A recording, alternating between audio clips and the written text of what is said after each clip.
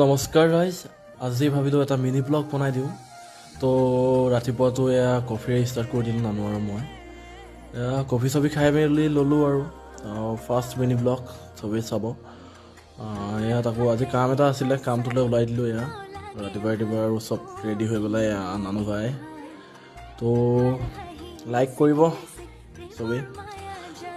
তো এয়া একদম আহি পাই গ'লোহি বিয়াৰ ঘৰ, মানে ফটোশ্বুট কৰিবলৈ মাতিছিলে আমাৰ দুইটাকে।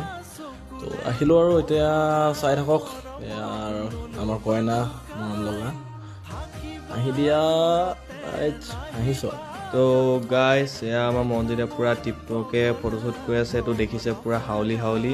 তো গাইছ, এতিয়া সন্ধিয়া হৈ গ'ল। তো আমিও ঘৰমুৱা হ'বলৈ ওলালোঁ আৰু। তো ব'লক গৈ থাকোঁ।